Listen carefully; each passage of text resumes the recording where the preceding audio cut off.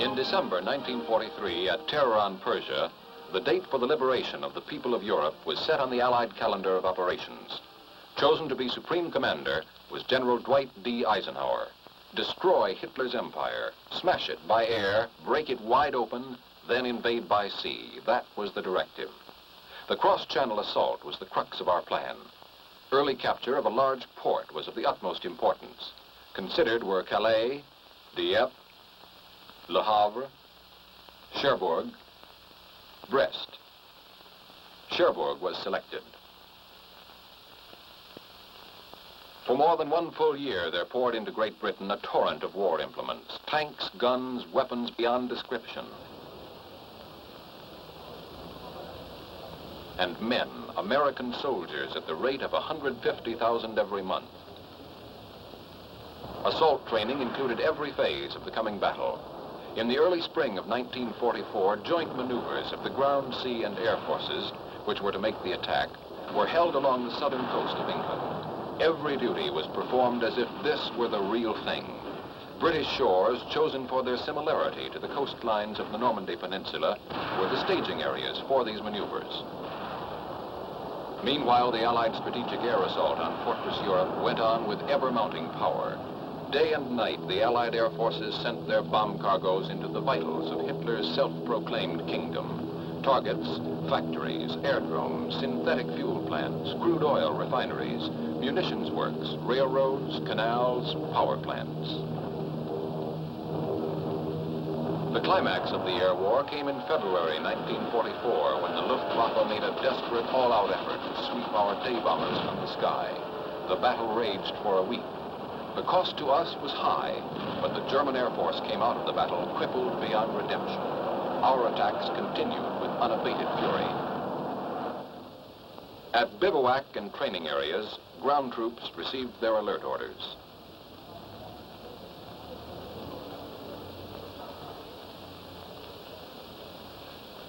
Men and equipment started to move. 65,000 men and 7,600 vehicles from bivouac areas all over Great Britain were moved to marshalling areas in southern England without a hitch. Highways were kept clear of all civilian traffic during this period. Rumor that the great invasion was at last underway flew through the length and breadth of Great Britain.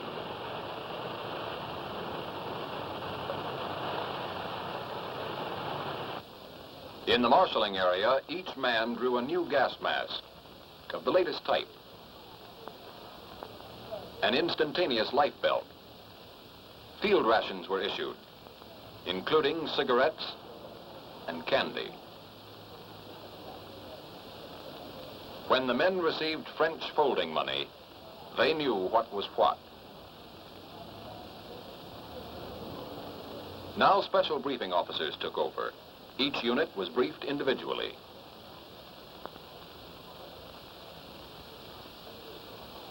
The movement of the initial invasion task force from the marshalling areas to the embarkation points in southeastern England began on 30 May 1944. The timetable called for all troops, vehicles, and supplies to be aboard their transports within 5 days. This transportation and embarkation schedule, so vital to the whole invasion plan, required the closest possible coordination of times of departure and arrival. The operation was executed with expert skill and efficiency. Morale was high. Toughened, skilled, easy under discipline, our men knew they were ready.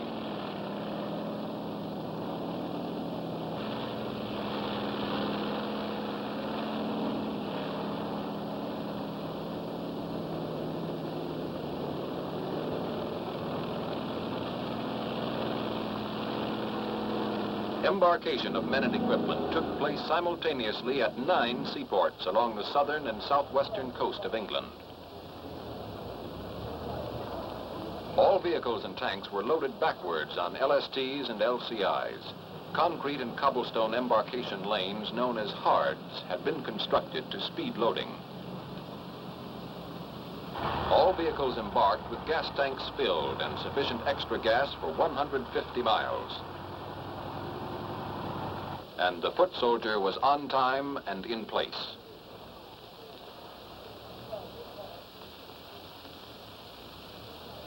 English seashore towns through which our military forces passed were quarantined as a precaution against the leakage of information. Had the Luftwaffe commanded the skies at this juncture, it could have inflicted great damage to our men and ships, concentrated as they were in this relatively small area. Each man carried one K and one D ration. No extra clothing or barracks bags on this trip.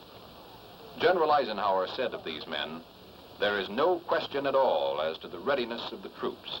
They are well trained, fit, and impatient to get the job started and completed." These small assault boats ran a continuous shuttle service from the hards and docks to the transports lying at anchor in the harbor.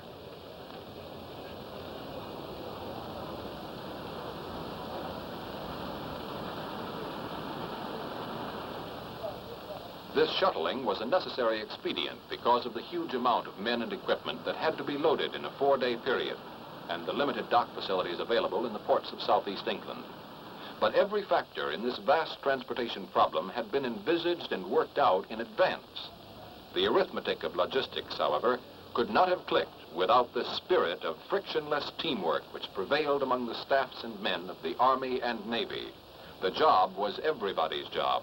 Army, Navy, Air Force.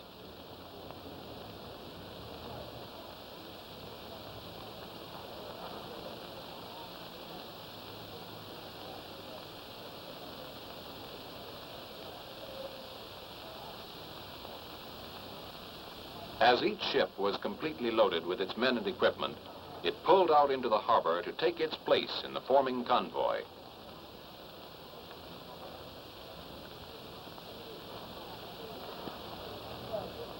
Aboard ship, the men sweated out the hours of waiting, each in his own way.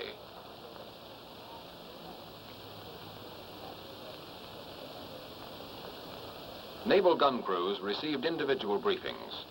The success of this tremendous undertaking depended vitally upon the naval bombardment that would precede the assault of ground forces.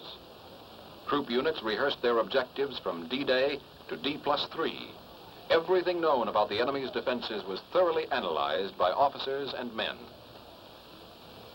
Preventive maintenance service of arms and equipment was highly stressed in all branches of our military forces. An important problem was how to prevent guns and equipment from becoming fouled by salt water and sand. On 4 June, with the convoys fully loaded and ready to sail, the weather forecast for D-Day caused grave concern. A last-minute conference took place aboard the Augusta. D-Day was postponed 24 hours to 6 June. Airborne troops, the men who were to spearhead the invasion, had meanwhile been assembling at command departure points. These tough fighting men who were to drop behind the enemy's coastal defenses in parachutes and gliders had the extremely critical mission of preventing enemy counterattacks from upsetting the plan of our main assault forces. These airborne troops would be fighting the enemy and destroying his lines of communication 5 hours before the main assault forces hit the beaches. Covered by watchful air fighters, the American units left their various harbors in southeastern England to meet the British units at a rendezvous off the Isle of Wight.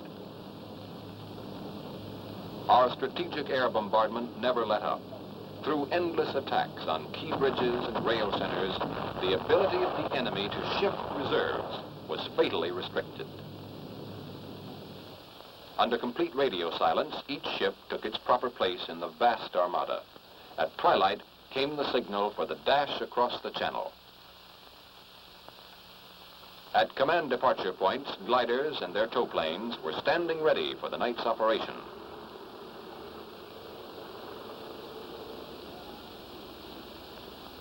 Speeds and altitudes were assigned to tow plane pilots, and glider pilots were given a final briefing on all that was known to our intelligence regarding the conditions likely to be found in the drop zones.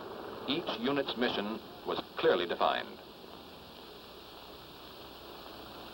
Earlier in the day, General Gavin had a final talk with his men.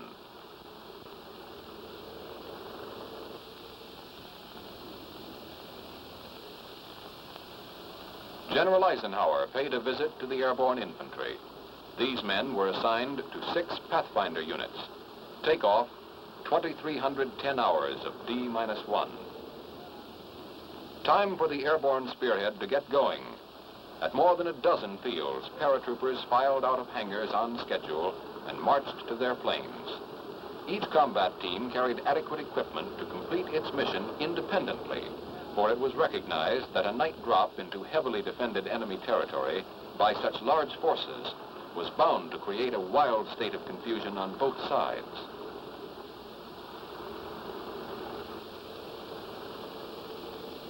Parapacks of heavy equipment would be released separately.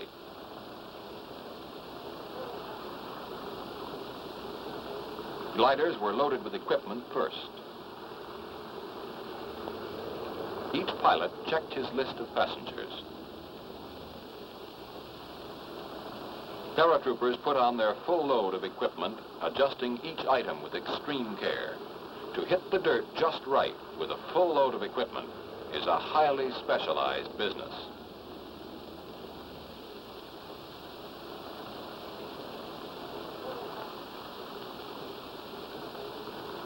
Final check by the jump master, the most particular man in the outfit.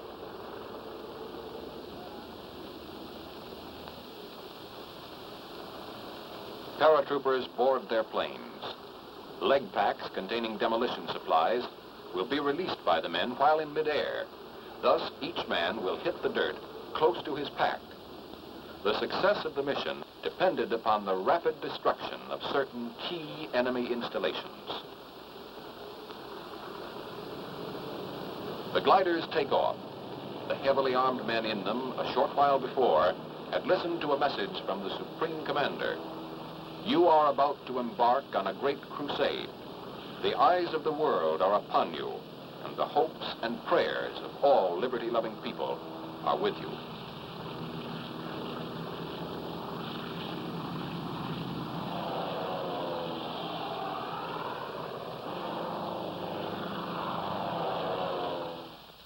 The vast convoy of seaborne assault forces stood deployed against 50 miles of French coastline. American forces were commanded by Lieutenant General Bradley. British and Canadian forces were under command of Lieutenant General Dempsey. Shattering the dawn 90 minutes before H hour, the naval bombardment opened up. It was like a convulsion of nature. More shell tonnage was expended in 1 hour than in the entire Allied naval campaigns of World War I. Each warship had its assigned targets, its individual schedule of fire. Prime targets were the enemy's powerful coastal guns. Infantry units that would comprise the second assault wave began transferring into their assault boats. The first assault wave was already standing by, waiting for the signal to dash inshore.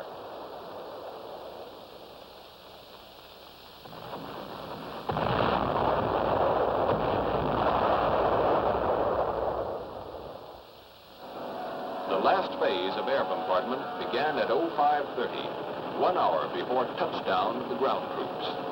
Streams of heavy, medium, light, and fighter bombers crossed the channel in the most intensive airstrike of the entire assault operation.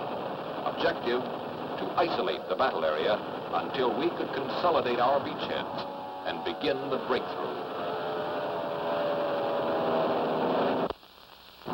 The big guns poured it on. Combat teams, each on a schedule, continued their unloading into assault boats. There would be little time between the first assault wave and the second.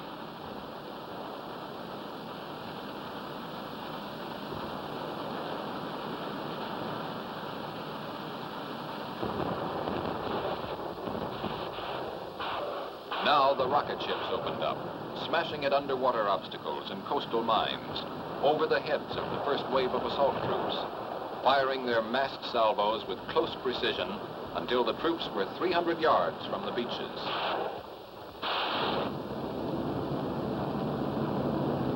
The fury from the air went on and on. Our airmen in tactical support of the ground forces took no rest that day. Back from one sortie, they gassed up, loaded their bombs and ammunition belts, and grimly went out again and again.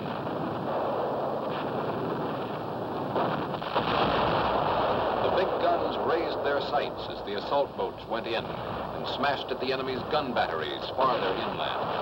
Yet, so ingeniously fortified was this coastal zone that despite the deluge of bombs and shells from our air and sea bombardment, enemy counterfire was still effective as our men neared the beaches. Our first assault wave had a full share of heartbreaking misadventures.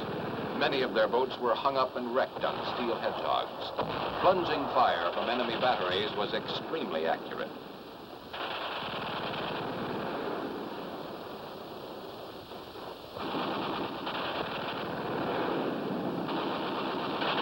In the confusion, boats went astray or got out of control and crashed into one another. Forced to jump out of sinking boats, many men had to discard their weapons and equipment to save themselves from drowning. Casualties in the first hour were heavy.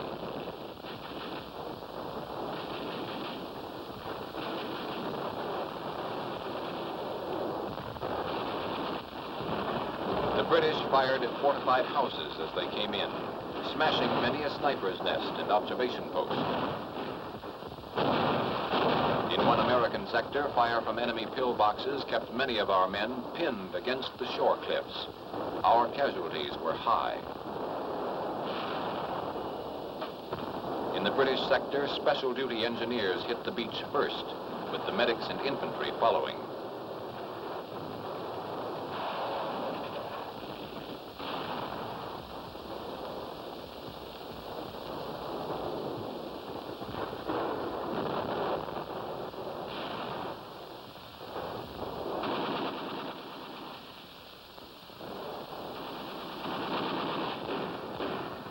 With the beachhead secure, the infantrymen lost no time in driving on to other objectives.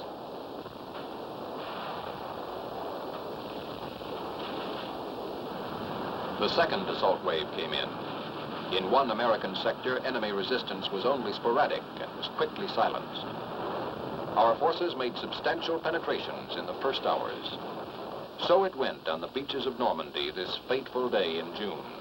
Reinforcements continued to pour ashore. Artillery and heavy engineering equipment were firmly established. The German boast that an invading force could not remain ashore for 9 hours had been flung back on the now desperate defenders. Hitler's fortress had been cracked. The great gamble had been won, having accomplished what many European military leaders believed never could be done, a cross-channel invasion. The Allies were now in position to apply their great power to the methodical destruction of the German armed might, to bring retribution to the fiendish criminals that had conceived it, to scourge it and them from the face of the earth.